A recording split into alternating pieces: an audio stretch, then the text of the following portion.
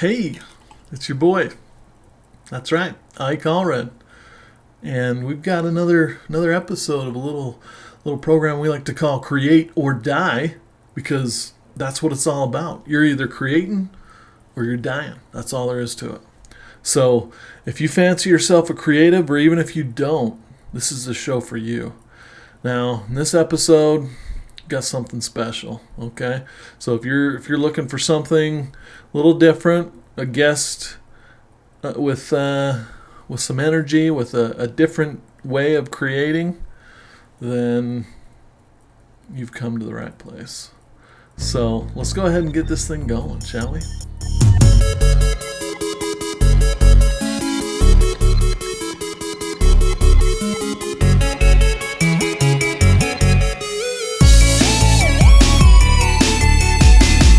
My guest for today is someone I actually work with at my day job. Surprise, surprise. Mitch Dyer is his name. I call him Mitch. I know, strange, right? Mitch has developed skills in music production, mixing, mastering, and engineering. And in addition to being an accomplished musician himself, okay, like in bands and stuff, Mitch has recently started a program to help indie artists turn their passion for making music into a full-time career. We're talking 6 figures, okay? And he's calling this program, wait for it, the Lyric Branding Formula.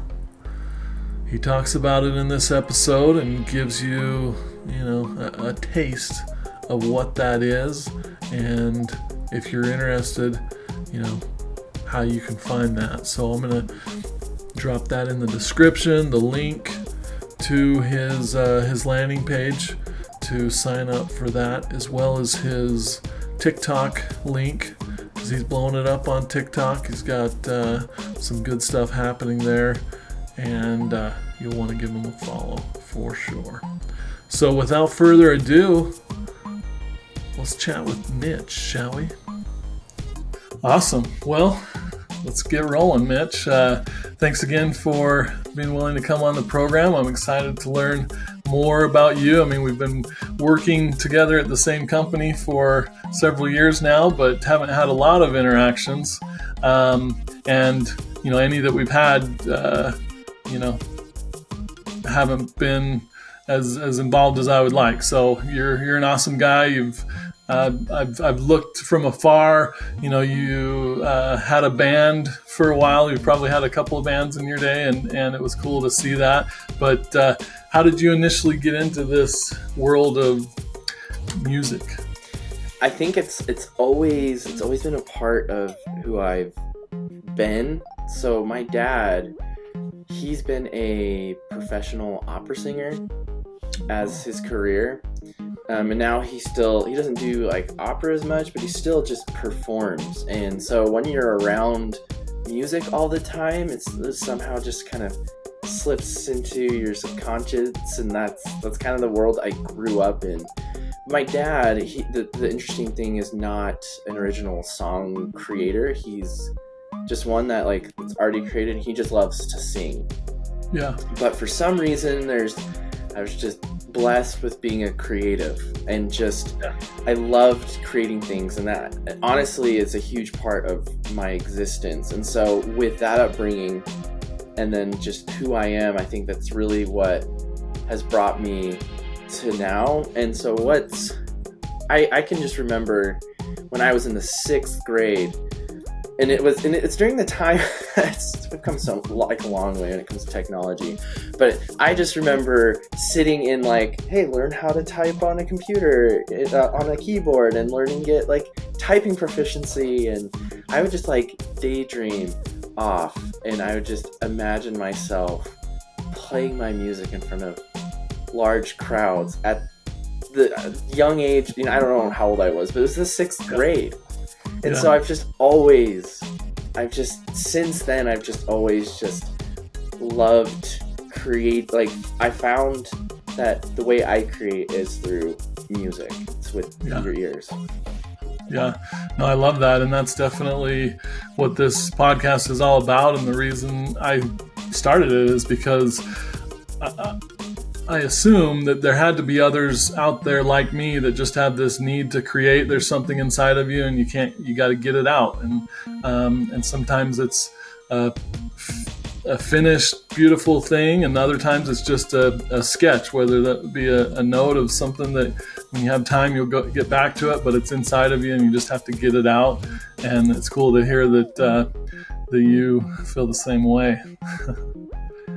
Yeah, I've just noticed the times where I kind of, and I like the artwork behind you where it says Dower art, trust the process. But there's been so many times in my life where I kind of I put myself in line with the world and saying like, you have to like go to school, and I did them all. Like I went to school, got a degree, but the times that like I just like took a hiatus from creating were some of the hardest moments of my life. And I found that being able to create with music has been one of the most beautiful ways that's helped me process the world and to find satisfaction in it. Because it's just like, this is how you find happiness. You get a job and it pays well, you get a house and the car and vacation, and it's like I have pretty much all of those.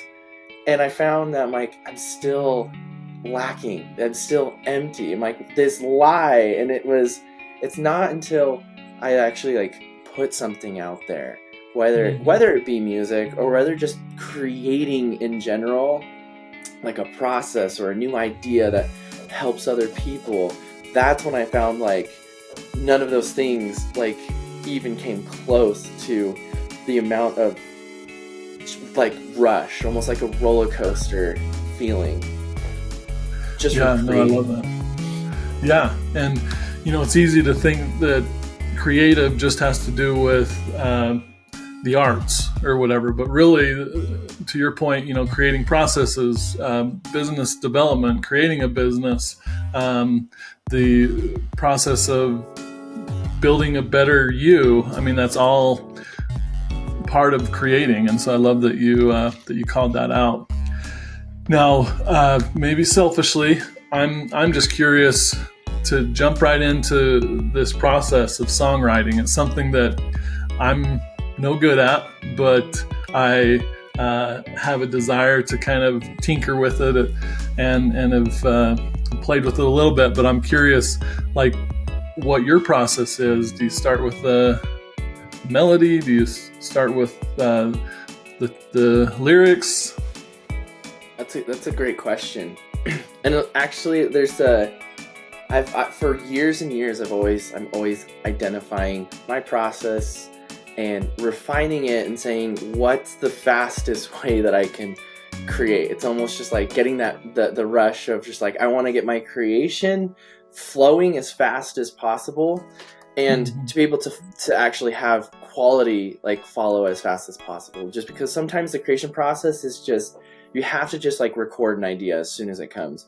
So like one of the things that I do to answer your question, is it lyrics or is it melody first? And it's whatever the creative realm presents to me first on a high level. And then I have like a process depending on kind of the next step. So first thing I do is just turn on my creative antenna, like always be searching for something creative. And it's like subconscious that I do it now, that I'm just like, I'll listen to conversations and I'm like, oh, that's a really good line. Or I'll read like good fiction books that has like a line that has like depth in it. I'm like, oh, I want to write a song about that. And so I like capture ideas. Or if I'm just like out and about and I have this melody come to my head, and I'll pull out my phone and I'll put on my voice memos. I'm like, kind of do this like baby talking technique where I'm like, like just not even like putting words to it, just getting the melody just captured somewhere,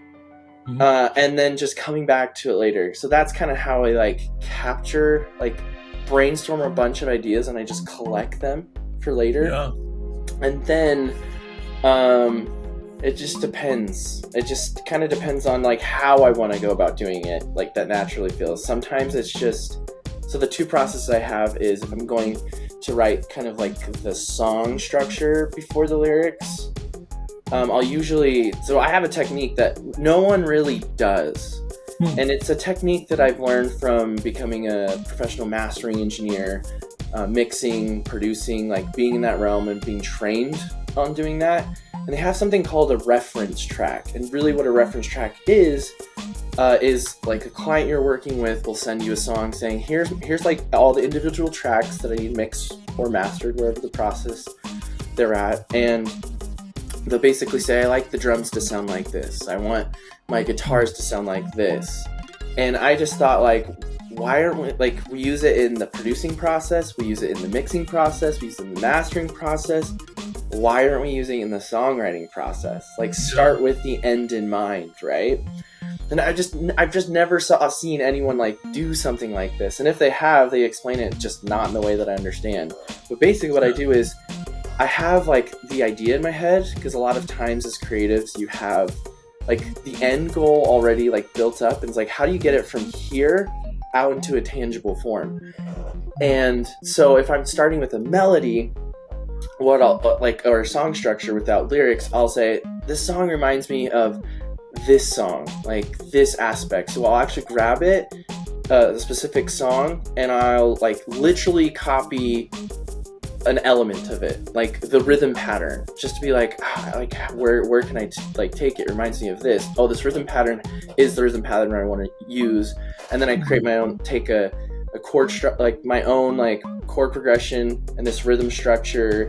And I'll even take another reference track and say, I like how this melody moves rhythmically. And then I'll take aspects of that and take it as my own. And so I'm taking bits and pieces of other like pieces of inspiration, my reference tracks, and I use that as a starting point to then just see where it takes it. And then once that's like built out, then I like sit down and then I have an actual process I built out that I give to songwriters that I've built called the lyric branding formula, where I take a concept, an emotional idea, and I then put it into a song template, and I just build out summaries for each section. And then once I have like the story built out, then I like tweak it to be more musical or lyrical, and that's where you generate lyrics. And that is like this like one way I go. And then sometimes I start with lyrics, and then the lyrics kind of present a melody idea, and so then it's kind of like reverse, where it's like I have like the structure of the song, and now I'm trying to create a song structure around that, and then finding like what reference tracks I can pull in to help match the melody and the lyrics that I've already created. Yeah, so cool. No, my mind is already exploding at this point. I'm excited to go back and re-listen to what you said there, because there's a lot of good stuff, and it's surprising to me how much it parallels what I do as a visual designer. You know, to your point about reference, we might have someone come to us and say, hey, we want to create a logo or a website or whatever and these are logos we like, or these are websites we like, and this is what we like about it. And so you might start from that place, or you might just be inspired by something and think, oh, this would make a good logo. I'm going to tuck this away and remember it for the future. So that's cool, the way that you're building things layer upon layer, and it's not necessarily just a linear process. Start from the beginning and then until you get to the end, you're iterating on it, and cool. That's awesome. And you hinted to it, the fact that you obviously are still a musician, you create, but you've taken another step with your creativity. And we talked about it before we started recording here, but with this whole indie artist formula thing that you've started, can you tell us more about what that is? Yeah, so I have the desire to help. So I have a mission to help 250 independent artists make a full-time living with their music. And it all stemmed from my whole educational background, which was I wanted to know how you could create a song that triggered someone to convert from a casual listener to a loyal fan. Because I saw all these, like, I just always studied, like, the bands that I loved and say, how did I discover them? I always do that. I take, like, my favorite bands, say, how did I discover them? Like, why am I a loyal fan? I've always analyzed that, and I've always analyzed other people. And I even went to school, and it's funny because people think, like, oh, you're in music, you went to school. Commercial music degree, right?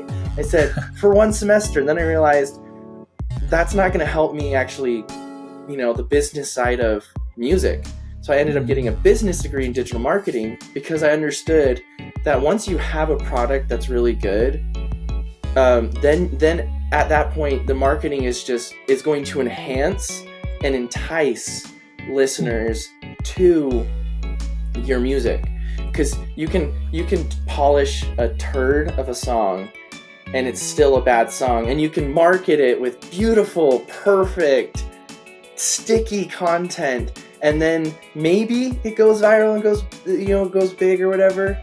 But then, like, it's just like, it's fast food music at that point, and that doesn't build a loyal fan base. And so it's this weird time we live in where it's like, here's how to market your single. This is how you're going to go viral. And it's like single. And you're just like, you're missing the big picture from all, like, the digital marketing, the degree, just like understanding how do you get a consumer to be as loyal to you as Apple fans are to their products. Yeah. And so for me, this inspired me to go out and teach independent artists to know, like, and really it comes down to, there's on average 1.8 million songs released on Spotify every single month. That is so much noise. So how, like, what is your USP? What's your unique selling point? And it's you as the individual, or you as the band. It's your identity, your musical identity.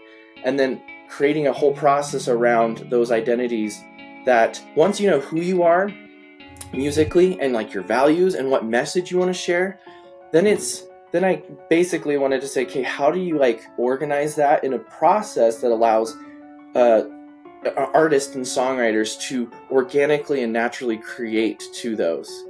And that's kind of hard because as a creator, you just want to, like, you can't just be like, this is how you can give, like, the steps of, like, this is how you write a song.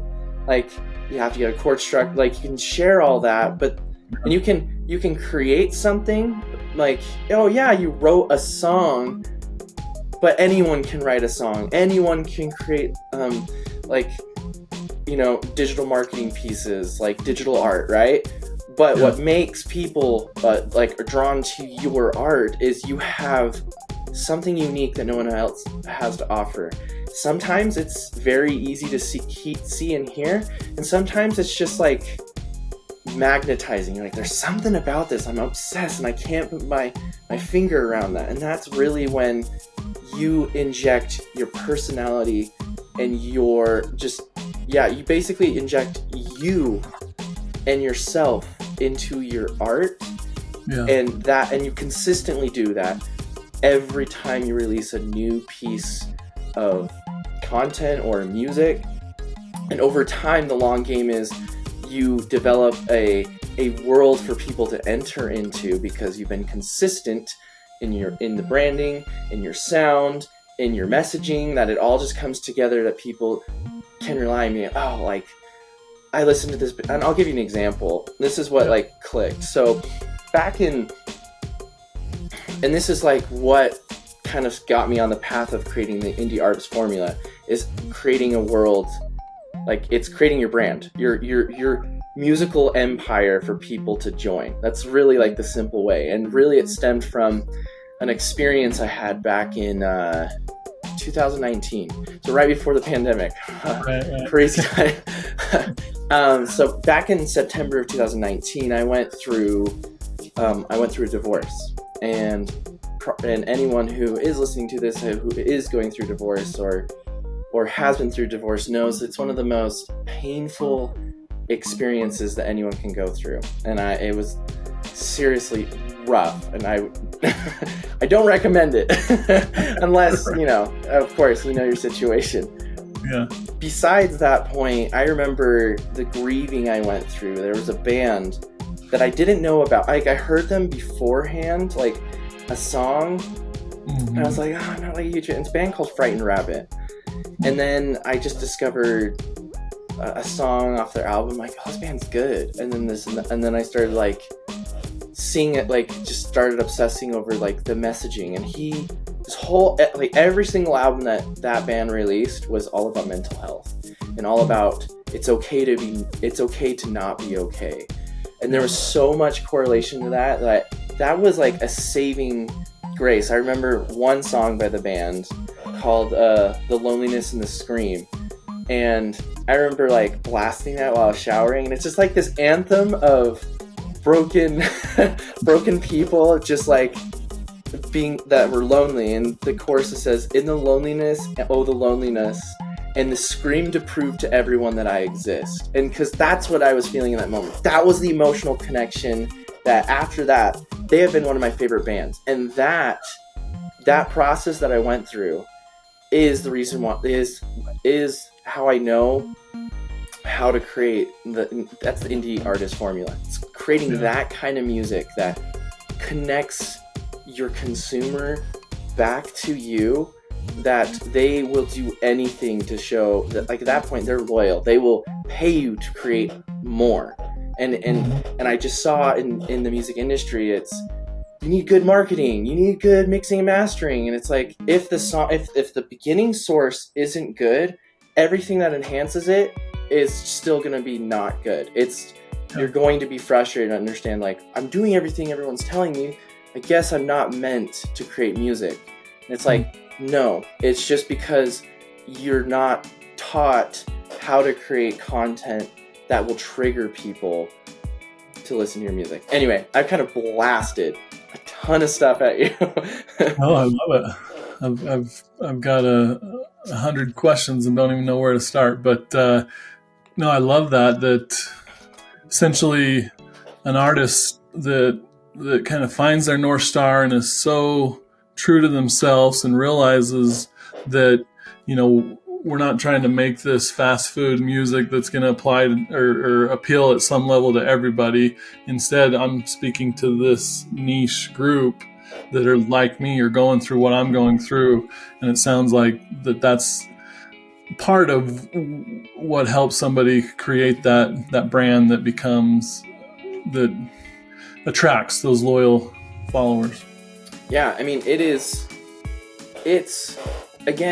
I feel like right now, a lot of independent artists are being fed a lot of short-term goals, and then they have no way of scaling it. They people are like, they may have one or two songs that have 1 million views, and then they're like, I'm releasing good music. And it's like, but what's the goal? What's your vision? Like, what do you want to do with your music? And the bands that, like Coldplay has a die-hard fan base. Like, his thing is all focused on you're enough, you are loved, and love exists. Like, every single album you listen to, like, he is like, that is what he wants to like share with the world. And you can tell, like, it's a Coldplay song. It's consistent, and it just feels the same, even though the genre or style's different. That it just feels like cohesive to who they are as a brand. And that's the kind of success that people could have if they start with creating a product that you are confident in, that people will connect with and support. And so, yeah, you may get 1 million streams here, 1 million streams there, and maybe like the first, it starts working where you're making like $2,000 a month. And it's like, it's not sustainable to chase streams. You need to get fans to connect to your music or to your art to the point that when you come out and say like, hey, this is like you build like a family, and at that point that community will support you in the long term, and that way you have a sustainable music career, you have a sustainable creative career, and not just like it's this weird thing that no one trusts, get rich quick schemes, and then yet in the music industry that's what's being sold, and it's so odd. It's so odd to me. Yeah, everybody's looking for that secret formula, you know, I want to go from zero to hero in no time without putting in the work or really thinking about it.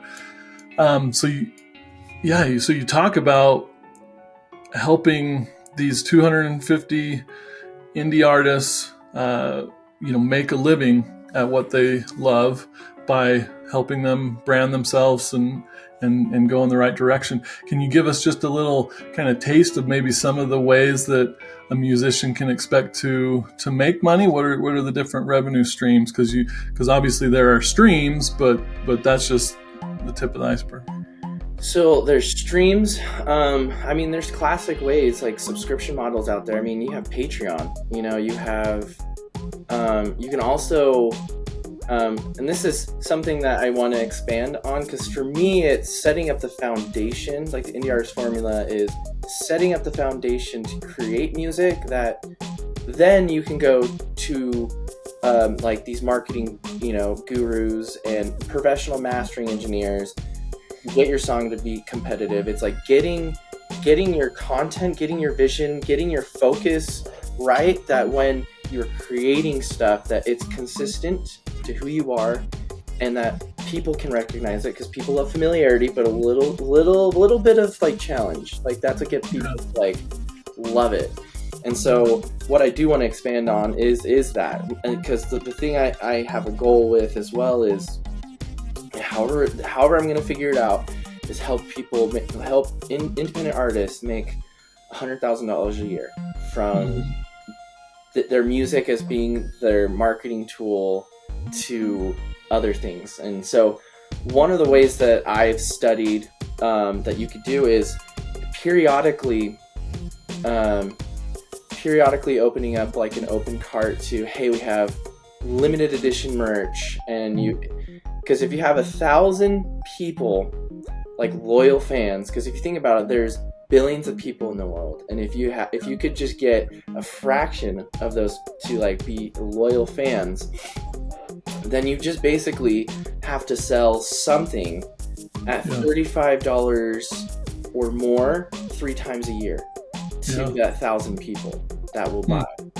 And so it's not that big of a purchase. And so you can do that through subscription models. You can do that through merchandise or like special live events where you only allow, like, again, it uses the scarcity model where it's just like, this is going to be open for the next 7 days or when supplies last. Like it's whatever works. And so at that point, that's what, again, it's these triggering techniques that this is more of like hopefully a phase 2 that I can incorporate into the Indie Artist Formula. It's like, now that you have the product, now here's the other things that you can do to help actually make $100,000 a year, like potentially get there. And it's because you break down the math, that's where I know, like, if it's 30,000 people buy something at $35 3 times a year, which is nothing, anyone can do that, then you're making $100,000 a year. That's awesome. No, I love that you've broken it down like that, because that makes it seem feasible. And like you said, once you have a following, especially if they're super loyal, then you can count on the majority of them to kind of buy what you're selling or support you, or because they've helped you so much, like your example helped you through your divorce. You feel like, hey, I really owe something to this artist, and I want them to keep doing what they're doing. And I know for that to happen, I need to give back. Exactly. And I think the other thing that's important for artists is we need to change our mindset. And I'm still stuck on this. This is something I have to remind myself every day. Is one, you create like yourself, but you're also have the audience or your listener in mind, where you're not focused on what's in it for me from your creation, but you're just focused on, I just like to create. One, it's I like to create because that's who I am. And 2, like the feeling of knowing that your song has impacted someone and that it's making a difference is also very motivating. Is it okay if I share another story around that? Of course. Okay, so back in when my band, a folk band called Kodiak Brigade, we did a Kickstarter, raised $3,000 for an EP, and went in the studio and recorded an album and created a bunch of merch and all this cool stuff. It was really great. But there was a song that I wrote that I was really proud of called Unspoken Words, and the whole song was about, like, I was single at the time, and I just felt like I was gonna I don't know why I was like such kind of an emo kid, just being like, I'm gonna be alone forever, no one loves me. But it was like this song about the ideal relationship I would love to have and to be married into. And so this whole story I built was this guy at the funeral of his spouse, and knowing that they gave their their loyal love, like Undying. Undying. That's the word. Their undying love, and it was just the whole thing is just this really sad song, being like, even though you're gone now, like, I'll see you again. Like, it was like this sad but hopeful song, and I just always thought, like, even when I become a monster, like, you're always there, and even when I'm so terrible that you just always comfort me, and now you're gone and now I'm sad, but I know that one day I'll see you again. With that context, we started going on Twitter and just doing follow for follow, that doesn't work anymore. Follow for follow. And we sent it to this one person, and they messaged back like, hey, listen to our EP and stuff or whatever.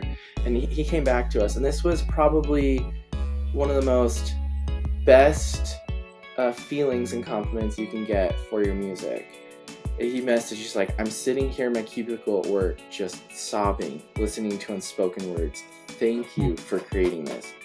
That feeling is way better than any amount of money could pay, because it was just that transformed someone's life. And that, as a creator, thinking in that way is, how can my creation transform someone's life, is some of the best ways to get out of writer's block and to keep staying persistent and consistent with your creation. Yeah. No, I love that. That's an awesome story. Thanks for sharing that.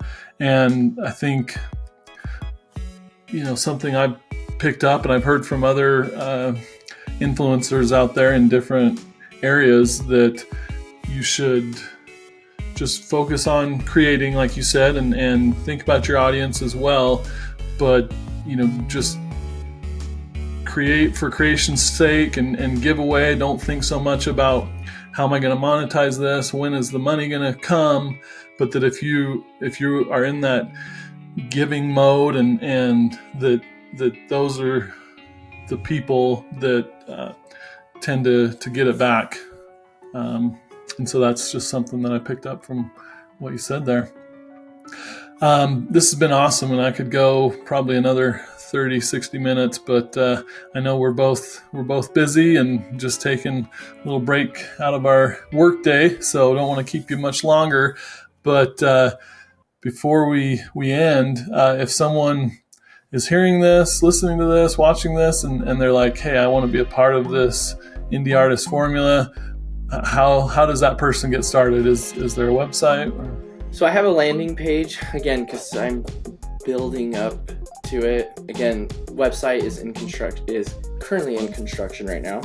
Yeah. And so I do have a landing page where you can actually get for free the lyric branding formula, and it's my 3-step guide into taking any emotional song idea and putting it into in a 3-step process that allows you to create songs that instantly takes an idea and outputs amazing lyrics that people will connect with. And so you can find that. I mean, I can send you the link as well. Yes. So whenever you post this, and you can also follow me on TikTok, because that's where I post a lot of these quick tips, and you can hear a lot of examples and all this stuff. And you can also find it on there as well in my bio. Awesome. So yeah, I'll get those links from you, and we'll embed them in the video and in the description and everything, and that'll be awesome. I'm excited to check out that guide myself. Well, Mitch, thanks again for joining me. This has been an awesome episode, and one that I think people are going to need to listen to a couple times to really glean all of the awesome knowledge nugs out of it, as I like to call them. So, yeah, I hope it's helpful. I really do. I want to be sure that I share something that will benefit other people. So I appreciate that. Definitely. Awesome. Thank you, Mitch. Oh man, what'd you think? I think Mitch really brought it, full of knowledge nugs. We're talking music, lyric writing, composition, the art of making music. I mean, how cool is that? Now, something that, I've always wanted to learn a little bit more about. So he definitely delivered there. And then what's more, he talked about how one might make 6 figures, like a real full-time gig, doing what they love, creating music. And he's got a mission to help 250 indie artists. So if you're one of them, you wanna look up Mitch, well, check out the description. We've got the deets on all that, the link to his landing page to subscribe, get more information, and then his TikTok. So maybe pick up some free tips and tricks, and who knows, maybe there will be some developments there. So definitely want to give him a follow. So thanks again for joining me on another episode of Create or Die. It's been real, and until next time, my friends, you just keep on creating. Create or die.